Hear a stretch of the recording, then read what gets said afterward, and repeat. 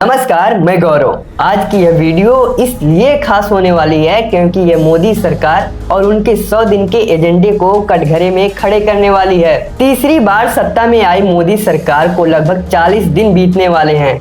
चुनाव से पहले बीजेपी ने 100 डेज एजेंडा दिया था, लेकिन अभी तक उसकी कोई झलक नहीं दिखी। उल्टा मोदी सरकार पेपर लीक से लेकर अग्निवीर तक कई सवालों में भी घिर चुकी है। तो क्या इस बार मोदी सरकार बैकफुट पर है? 2014 में पहली बार प्रधानमंत्री बनने पर नरेंद्र मोदी ने पहली कैबिनेट में काले धन की जांच के लिए एसआईटी बना दी थी। अगले 100 दिनों के अंदर रेल का किराया बढ़ाना, डीजल सब्सिडी घटाना और योजना आयोग भंग करने जैसे कई फैसले लिए। इसी तरह 2019 में सरकार बनने के बाद पहली ही कैबिनेट में किसानों को हर साल 6,000 रुपए देने का फैसला किया। सिर्फ एक महीने के अंदर ही 3 तलाक खत्म करने के लिए संसद में बिल पेश किया और लगभग 2 महीने में ही जम्मू कश्मीर से धारा 370 हटा दी गई।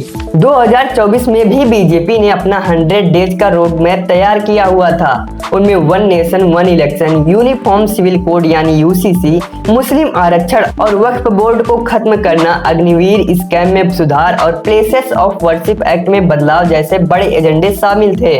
100 में से लगभग 40 दिन बीतने वाले हैं, लेकिन यूसीसी, मुस्लिम आरक्षण और प्लेसेस ऑफ वर्शिप एक्ट जैसे बड़े मुद्दों पर अभी तक सरकार कोई बड़ा फैसला नहीं ले पाई है। दरअसल इन मुद्दों पर एनडीए गठबंधन की 2 बड़ी सहयोगी पार्टियां जेडीयू और टीडीपी चर्चा चाहती हैं। एक्सपर्ट्स के मुताबिक इन पार्टियों का मुस्लिम वोट बैंक है। ऐसे में इनसे बात किए बिना बीजेपी का आगे बढ़ना मुश्किल है। फिलहाल मोदी सरकार बैकफुट पर क्यों नजर आ रही है? आइए इसके पीछे की इन 4 बड़ी वजहों को समझते हैं। पहली वजह, चुनाव में बहुमत न मिलने की वजह से बीजेपी समीक्षा करने में लगी हुई है। दूसरी वजह, इस बार संसद में विपक्ष से 250 सांसद हैं। ऐसे में सरकार अपने एजेंडे में शामिल बिलों को आसानी से पास कराने की प्लानिंग कर रही है। तीसरी वजह, बीजेपी और आरएसएस के संबंध खराब हुए हैं। कुछ दिनों में बीजेपी अध्यक्ष का चुनाव भी होना है। चौथी वजह, बजट से पहले सरकार की सहयोगी पार्टियों ने अपने राज्यों के लिए मांगे रखी हैं। पिछले 2 महीनों में देश में कई ऐसे बड़े मुद्दे चर्चा में रहे हैं जिनकी वजह से सरकार की आलोचना हुई है। मोदी सरकार 3.0 के बैकफुट में नजर आने के पीछे ये भी बड़ा कारण है। 9 जून को जब पीएम मोदी तीसरी बार प्रधानमंत्री पद की शपथ ले रहे थे तो पेपर लीक एक बड़ा मुद्दा बन चुका था। नीट यूजी के सैकड़ों छात्रों ने परीक्षा में गड़बड़ी के खिलाफ सुप्रीम कोर्ट में याचिका दायर की। इसके ठीक 9 दिन बाद यानी 18 जून को यूजीसी नेट का पेपर लीक होने की खबर आई और एग्जाम कैंसिल हो गया। इन पेपर लीक्स का असर करीब 33 लाख छात्रों पर पड़ा है। इंडिया टुडे ने अपने रिपोर्ट में दावा किया है कि 2019 से अब तक 5 साल में 65 बार पेपर लीक हुआ है। केंद्र सरकार ने इस पर एक्शन लेते हुए 22 जून को पेपर लीक को रोकने के लिए नया कानून बनाया, लेकिन उसी दिन ही नीट पीजी के एग्जाम में गड़बड़ी की खबर सामने आती है और एग्जाम को कैंसिल कर दिया जाता है। पेपर लीक के इन सभी मामलों में कार्रवाई अभी जारी है। इस तरह 5 सप्ताह से ज्यादा समय बीत गया है, लेकिन इस मामले में अभी तक कोई ठोस फैसला नहीं हो पाया है। इसके अलावा लगातार होते रहे रेल हादसे भी सरकार की आलोचना के कारण बन रहे हैं, चाहे वो पश्चिम बंगाल के सिलीगुड़ी में हो या उड़ीसा के बालासोर में।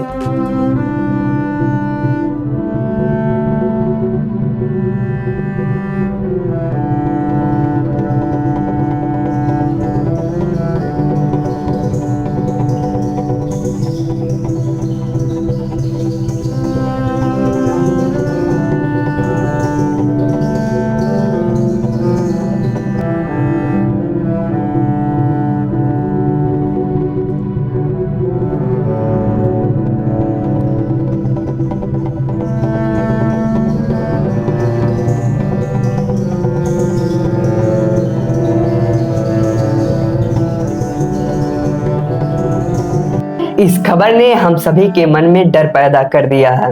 17 जून की सुबह 8:55 पर पश्चिम बंगाल के सिलीगुड़ी में एक मालगाड़ी ने कंचनजंगा एक्सप्रेस को पीछे से टक्कर मार दी, जिससे 15 लोगों की मौत हो गई, जबकि 40 से ज्यादा लोग गंभीर रूप से घायल हुए। 2 जून 2023 को उड़ीसा के बालासोर में हुए ट्रेन एक्सीडेंट के बाद यह 1 साल के भीतर दूसरी बड़ी रेल दुर्घटना थी।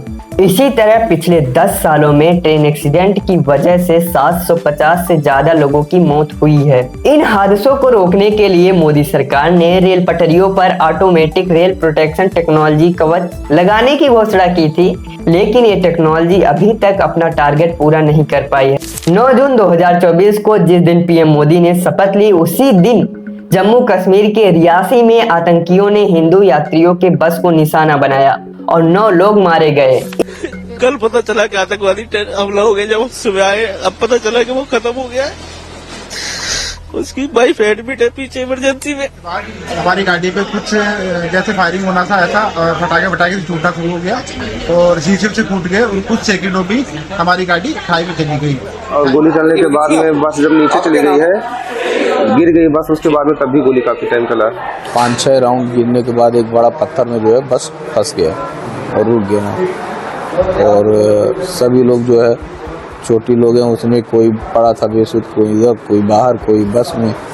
9 people are reportedly they are feared dead and 33 were injured. उनका अभी भी इलाज डिफरेंट हॉस्पिटल्स में चल रहा है। इस तरह के आतंकी हमले भी मोदी सरकार 3.0 में बड़ा मुद्दा बन रहे हैं। इस हमले के बाद गृह मंत्री अमित शाह ने अधिकारियों के साथ बैठक की।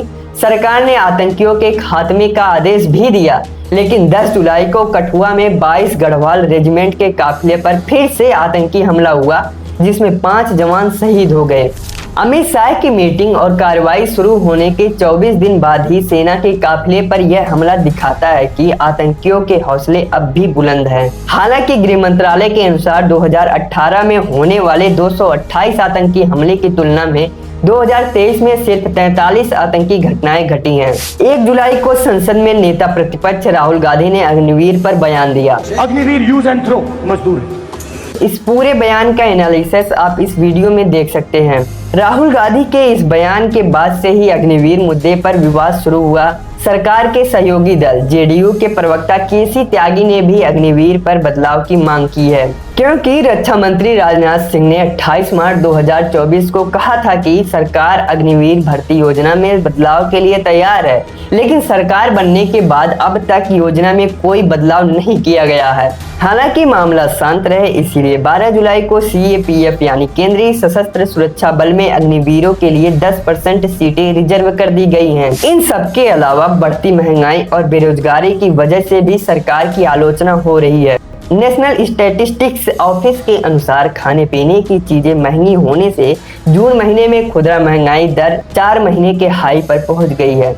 लेकिन सरकार क्या एक्शन लेती है? सरकार ने महंगाई काबू करने की जिम्मेदारी आरबीआई को सौंप दी। अब आरबीआई के सामने यह चुनौती है कि महंगाई 4% से ज्यादा ना हो। और इसके मुताबिक 2019 में देश में महंगाई दर 3.73% थी, जो फरवरी 2024 में बढ़कर 5.09% हो गई है। अब बात करें बेरोजगारी की, तो 8 जुलाई 2024 को सिटी बैंक ने एक रिपोर्ट जारी कर कहा कि 2024 में भारत अपनी वर्कफोर्स के लिए जरूरी नौकरियां उपलब्ध नहीं कर पाएगा। इस रिपोर्ट में कहा गया है कि लगभग 7% की वृद्धि से भारत में हर साल केवल 80 से 90 लाख जॉब पैदा होंगे, जबकि लगभग 1 करोड़ 20 लाख नौकरियों की जरूरत होगी। यह मुद्दा ज्यादा आग ना पकड़े, इसे देख सरकार की ओर से आरबीआई ने 9 जुलाई को एक रिपोर्ट जारी की।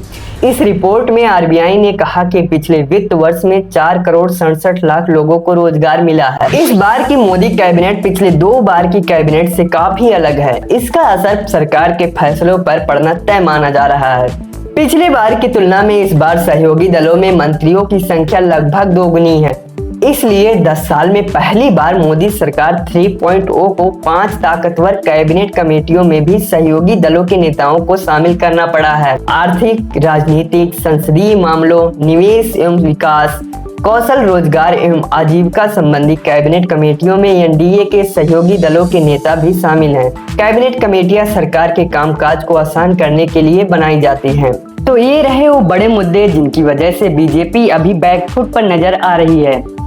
आप सभी को क्या लगता है, आने वाले दिनों में बीजेपी अपने 100 दिन के एजेंडों को पूरा कर पाएगी?